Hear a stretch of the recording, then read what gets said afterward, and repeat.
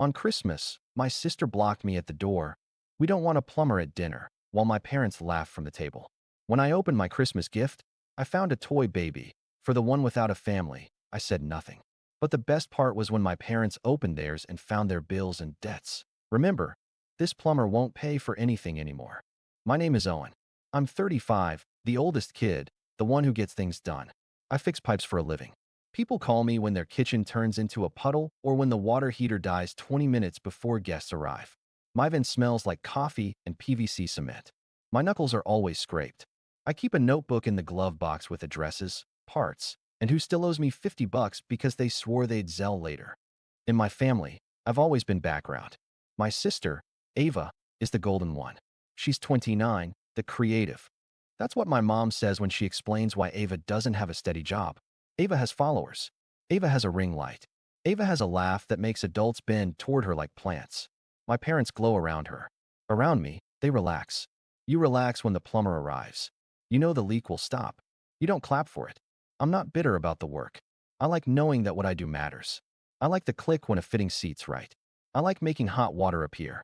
I don't like being the house wallet with legs. December rolled in quick that year. Salt on the roads. My phone buzzing with urgent and any chance you can swing by. I stacked small boxes of chocolates clients gave me on my counter and told myself I'd bring them to Christmas dinner. We do Christmas Eve at my parents' place. Same roast, same playlist, same beige napkins my mom irons flat and then scolds us for wrinkling. I pulled up with a tray of baked ziti and, out of habit, my toolbox. My dad always finds a quick thing for me to fix. He calls it tradition. I call it free labor. The porch light hit me like a dentist lamp. I could see the tree through the front window and the streak of Ava's hair when she tossed her head back laughing. I balanced the tray on my hip and reached for the handle. The door opened a crack. Ava filled the space. She took in the boots with salt lines, the work jacket, the toolbox handle in my fist. "We don't want a plumber at dinner," she said, sweet, like she was giving a tip for next time. Behind her, my dad laughed from the table, mouth full. My mom's voice floated out. "Is that Owen? Tell him to leave the tools on the porch." Ava didn't blink. You heard them. The tray dipped. I adjusted it. The porch light hummed. Somewhere wind chimes knocked around like teeth. I tried to smile, the kind where you pretend this is all a bit. "I brought ziti," I said. "Kitchen's full," she replied. "Just wipe your boots. The rug is new." She stepped back 2 inches, just enough to make me slide sideways like a delivery guy. There was a flash of my reflection in the glass, tired eyes, dust on the sleeve, the toolbox I didn't set down. Mom walked by with a stack of plates and didn't look up. Dad called, "Sink slow. After we eat, you can snake it." 5 minutes. I stood in the entry with the tray and the toolbox and the smell of cinnamon in my nose. I felt something shift, not a snap, more like a switch finding a new position. I set the tray on the console table and kept my voice flat. "Okay," I said. 5 minutes after dinner. No one answered. Ava was already filming the tree. On her screen, I was a blur, a shape to slide around. My phone buzzed in my pocket. "From Mom, be nice tonight. Don't start." I put the toolbox by the door. It made a soft, heavy sound. I wiped my boots. I told myself to breathe. I told myself not to ruin Christmas. I told myself a lot of things while the house laughed without me. And I walked into the dining room anyway. If that little moment at the door seemed small, it wasn't small to me. It was a repeat. I've been pushed through half-open doors my whole life. When I was 12, Dad got laid off. "Temporary," he said. That became the family word. Temporary turned into months. I picked up a paper route. Mom took the cash and said we were a team. Ava was 6 and practicing cartwheels in the living room. She got the last apple because she's growing. I told myself I was growing too, just sideways. At 16, I fixed our toilet with a video and a borrowed wrench. Dad thumped the tank. "You've got a knack," he said, like I'd found a magic trick. After that, no one called a pro. They called me. We never paid labor again. We paid in Owen. Ava got into a private program for media arts after high school. Money was a problem immediately. "Loans are normal," Mom said. "Family helps," Dad added, eyes on me. I was already apprenticing. $9 an hour felt huge. I covered the deposit just to hold her spot. Then I bought the dorm bedding because we can't send her with nothing. Then the gap in tuition because it's only this once. It wasn't once. It was a drip. Drips fill a bucket if you ignore them. When Ava dropped out, not aligned with my purpose, her costs didn't drop. They rearranged into a different leak. New phone for content. New shoes for an event. New camera rental. because my brand needs crisp. Somehow my card was always the one that worked. I grew into my license. Real jobs, real checks. I bought better tools. I started saying yes to emergency calls because they paid double. I began keeping a spreadsheet on my phone. Date. Amount. Why? Promised back? Yes/no. Received? No. I didn't add judgment to the rows. I added numbers. Numbers don't lie. They just sit there. Mom's way of asking for help changed over time. She stopped using words. She sent screenshots. A red past due stamp. The 3 dots. I was supposed to fill in the rest. When I didn't answer fast, she called. We shouldn't have to beg our own son. Dad texted. Thought you cared about family. Ava sent a voice note that started with hate to ask and ended with you're a lifesaver. They trained me like a dog. Buzz. Transfer. Good boy. There were humiliations I told myself were jokes. Easter. Mom introduced me to a cousin as our helper. At a barbecue, Dad said, Owen's not a real plumber. He just likes crawling in dirt, and everyone laughed, including me, because if I didn't laugh I'd hear the quiet bang in my chest. Ava filmed me under the sink once and captioned it Gremlin. I commented a wrench emoji.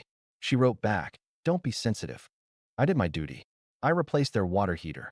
I put their internet on my card temporarily. I fixed the tub, the shower diverter, the hose bib, the ice maker line. I took Dad to 2 appointments when he couldn't drive. I gave Mom gas money while calling it grocery cash so she wouldn't feel bad. But she never felt bad. She felt entitled. Last spring, they asked me to co-sign a personal loan to reset everything. I said no. Mom cried. After all we did for you. Dad said, you'll regret this. Ava texted, wow. Cool. I sent a paragraph about budgets and cutting cable and cooking at home. No one replied. 2 days later, Mom sent a screenshot of the electric bill. By summer, I was doing more math than plumbing. I'd sit in the van between jobs and total the leaks. $114 for meds, $68 for internet, $560 for the car payment, $900 for Ava's opportunity course that would help her scale.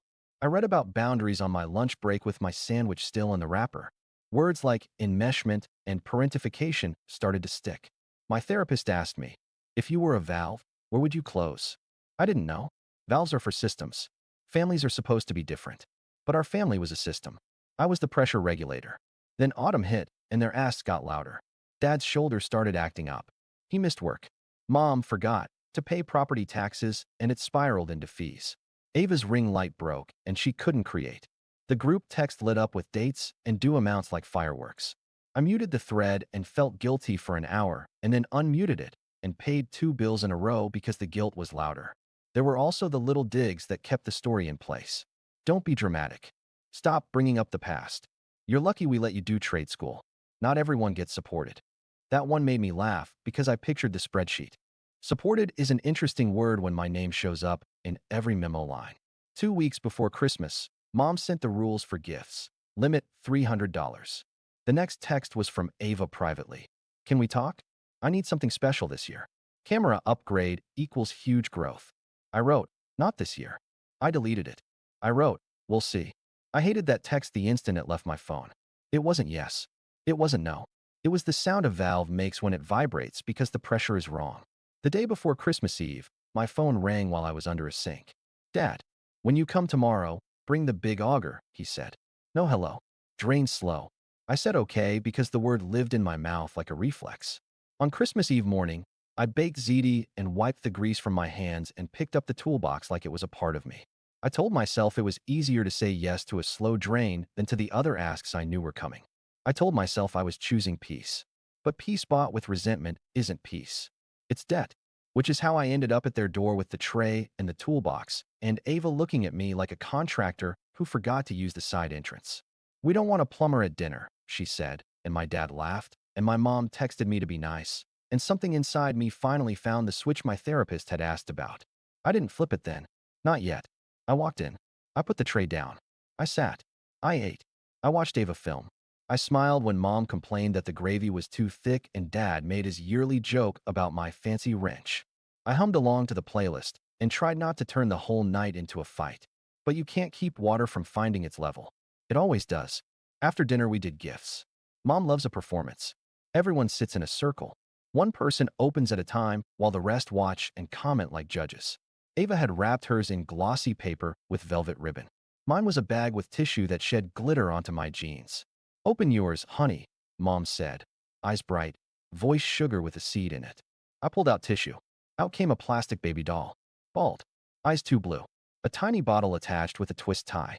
"For the one without a family," Ava sang, like a commercial jingle. Dad laughed. Mom tried to hide her smile and didn't. I looked at the baby. It looked back with painted surprise. My heart didn't pound. It went very, very quiet. That quiet wasn't numb. It was a clear room with a table in the middle and a single chair. I sat down in that room in my head. "Thank you," I said evenly. I set the doll on my lap. Ava pouted. "You could pretend to have a sense of humor." "I have one," I said. "It just isn't cruel." Max, Ava's on and off guy, held up his phone. "Do it again," he told her. The line about the plumber. I missed it for the story. He laughed at his own sentence. He always laughs first. Mom clapped her hands. Okay, okay. Our turn." She slid 2 identical boxes toward me. "This is from us to you." I opened the first. Inside, a sweater. Too small. Tag still on, marked final sale. The second box held socks. Dad smirked. "Practical." I nodded. "Very." I reached behind my chair. "Mine to you." I handed Mom and Dad each a flat package. Craft paper. No bows. Ava rolled her eyes. "Minimalist." "Of course." "Open them," I said. They did. The paper tore. The lids came off. Inside, envelopes. Not money. Bills. Car notices. Electric. Internet. Pharmacy. Property tax late fees. Each with a sticky note in my handwriting. Date. Amount I paid. Confirmation numbers. A cover sheet on top with totals by year. I had highlighted my name on every memo line and auto pay. Mom went still. Dad frowned like the print was too small. Ava lifted the edge of a stack and made a face. "This is weird," she said. "It's a record," I said. My voice stayed low. I didn't rush. 6 years, $51,480. That's the total in the corner. I kept receipts because that's how I am. I brought them so you can keep them. I won't be needing them anymore. Mom's voice came out thin. "Why would you bring this tonight?" "Because tonight you made me an other again," I said, glancing at the doll. "I wanted you to see who I've been the whole time." Dad snorted. "You want a medal for paying a few bills?" I met his eyes. "I want a boundary." Ava laughed, delighted. "Is this like an intervention?" "For us." She turned her phone on so a tiny red dot looked at me. "No," I said, and I turned my head so the camera caught my ear. "It's an intervention for me." Dad's chair scraped. "Enough. Go snake the sink." "No," I said. The word didn't boom. It landed. The room heard it. Max looked up from his phone. Mom blinked. Ava's smile froze. "No." Mom repeated, as if it were a foreign word. "No." I set the doll on the coffee table next to the stacks. "I'm not snaking the sink. I'm not paying the internet next week because the auto pay was on my card. I'm not sending $300 for Ava's camera. I'm not co-signing anything. I'm done." I kept my hands flat on my knees. This isn't about revenge. This is about closure. Silence. The tree clicked as a light warmed. Somewhere the heat kicked on. I felt the room think. Mom found her voice first. "You're doing this to embarrass us." "I'm doing this to end something," I said. "You can call the utility company and set up a plan. You can cook at home. You can sell the extra SUV you don't need. You can call an actual plumber for the sink and pay him." Dad's face darkened. "We are your parents." "I know," I said quietly. "You are my parents. You are also my creditors. I let you be both. That's on me. It stops now." Ava folded her arms. "So you're just abandoning your family." "I'm not abandoning anyone," I said. "I'm refusing to fund adults who mock me while asking for my card." Max whispered to Ava, "This is content." And she hissed, "Shut up," which almost made me laugh. Mom pushed the boxes away like they might bite. "You've always been so ungrateful." I looked at the stacks. "Those papers say otherwise." Dad pointed at the hallway. "Out." I stood. I didn't grab the toolbox yet. I slid my coat on. I looked around the room I've spent decades fixing inside walls I didn't own. I picked up the plastic baby and set it carefully on top of the bills. "For the one without a family," I said softly. "Turns out that's not me." That was sharper than I meant. I breathed. "I love you," I added. "But love without respect is just debt. You don't get to keep spending me." Dad's mouth worked. He didn't find words. Mom made a small sound that lived between a sob and a curse. Ava lifted her chin like a dare. "You'll be back," she said. "I won't," I answered. "Not like this." I walked to the door. My boots were heavy. I picked up the toolbox and then put it down. "It belongs to people who hire me." It doesn't belong to people who think I'm a punchline. At the threshold, Mom whispered, "You can't mean it." "I do," I said. "Merry Christmas." I stepped onto the porch. The cold got under my jacket and made everything feel clean.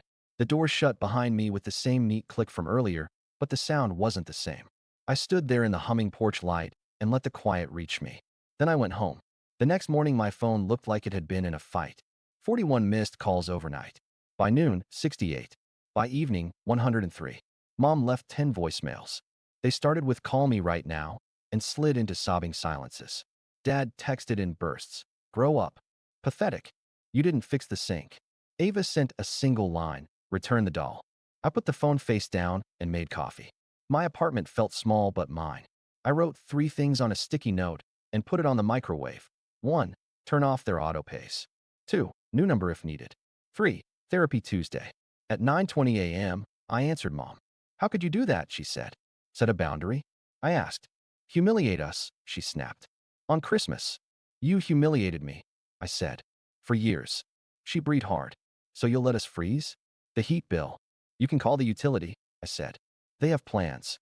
"That's your job," she said. "My job is plumbing," I said. Click.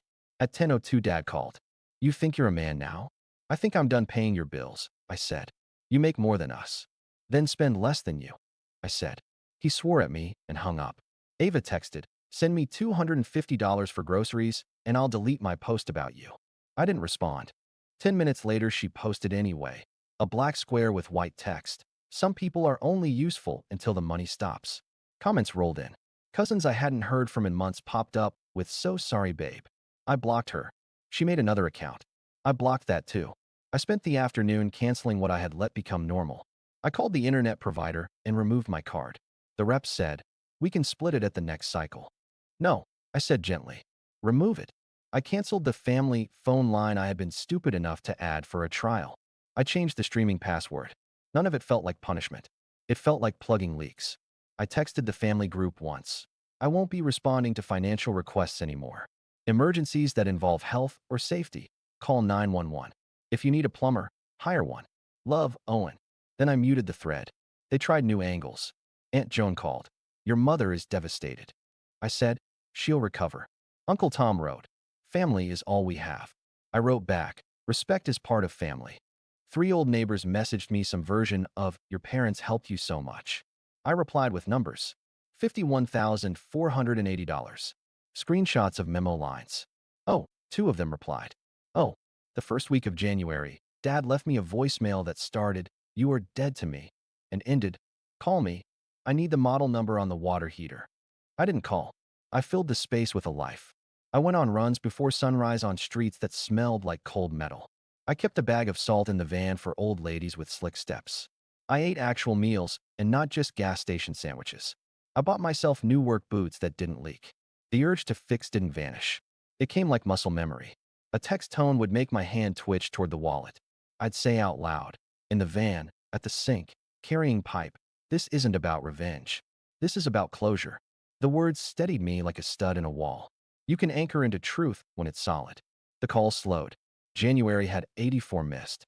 February, 39. March, 12. In April, Mom texted, "We're selling the second car." I typed, "Good," then deleted it and said nothing. In May, she wrote, "Thinking of you." I wrote back, "Me too."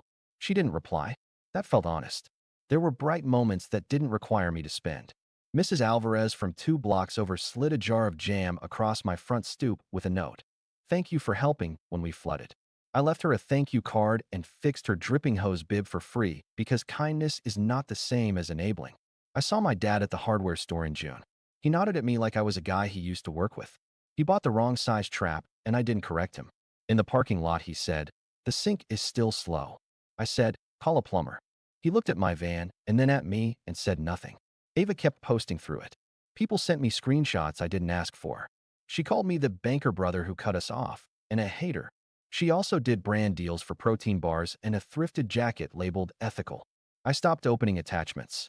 My block list grew. Little freedoms multiplied. I turned my phone off on Sundays. I took a day trip to the lake and watched families argue gently over sunscreen and laugh because that is normal. I replaced a bathroom fan in silence and realized no one was going to text me a screenshot while I was on the ladder. I slept well for the first time in years. In late summer, Mom asked for coffee. Just coffee, she wrote. No money talk. We picked a place with small cups and big windows. She was early. She held her mug like a prop. We talked about the weather. She said her back hurt. I said mine too, sometimes, from crawling under houses. Twice she started to turn the talk. Twice I let the silence stay. She sighed. I miss you, she said. I miss you too, I said. We can try this again if the respect stays. She nodded once. We kept it to 20 minutes. No hugging. No fight. A start. Dad didn't come. I don't know if he will. I can live with not knowing. By fall, my spreadsheet had new tabs, savings for a better van, for time off, for a trip that isn't a getaway from someone else's crisis. The tab that used to track what I spent on them sits there like a lake that froze. I don't skate on it. I leave it. And when Christmas popped up again on the calendar, I felt something I hadn't felt in years. Not dread, not anger. Space. Here is what my life looks like now, simple and mine. I wake up before the sun, make coffee, and open the day's jobs. I text customers clear windows, show up when I say, and do clean work. I keep extra gloves in the van for cold hands and dog treats for suspicious terriers. I eat lunch at a small diner that knows my name. I read on my breaks. I block numbers that feel like old traps. I don't explain. I don't defend. Some nights I think about knocking on my parents' door. I picture the porch light, the wind chime, the small click of the lock. Then I picture the doll on the table next to the stack of proofs. I don't want revenge. I want peace. Peace means not walking back into rooms where I am the joke and the wallet at the same time. Mom texts sometimes. We met twice more for coffee. Once she said, I didn't realize how much we took. I said, I didn't realize how much I gave. She nodded. She didn't ask for money. That was the whole conversation, really. Dad hasn't called. Maybe he will when the water heater finally dies. Maybe he'll call a stranger and hand over a check and feel what it's like to pay for help. That would be good for him. Ava posted a story last week. Some people only love you when you're useful, she wrote over a selfie. Someone sent me the screenshot. I didn't open it. Love isn't usefulness and money isn't love. I know that now in a way that lives in my bones. I don't measure my goodness in memos anymore. I measure it in how I talk to people, in how I talk to myself, in how quickly I pick up when a real emergency rings, and how easily I let a fake one roll to voicemail. I keep a short list taped inside my van door. I won't fund adults who mock me. I won't answer screenshots. I won't be shamed into just this once. I will help when I choose, not when I'm cornered. I will say no, like a complete sentence. I will keep my hands clean and my calendar mine. On Christmas Eve this year, I'll work a half day. Then I'll make lasagna and open the door for a couple of neighbors who don't have plans. We'll put our phones in a bowl. We'll eat until we're warm. I'll tell them the sink is off limits for the night. They'll laugh. I'll laugh with them. If Mom texts, I'll read it. If it's kind, I'll answer. If it's a screenshot, I won't. If Dad calls to order a fix, I'll breathe and let it ring. If Ava posts a black square, it will stay a black square in a world I don't have to see. I started this by saying I fix pipes. That's still true. But I also fixed something else, the valve on my own life. I turned it to where it should have been all along. The pressure dropped. The banging stopped. This isn't a victory lap. It's a quiet end to a noisy habit. I won't pay for anything anymore that costs me my self-respect. I'm not angry. I'm done. This isn't about revenge. This is about closure. And I'm finally home.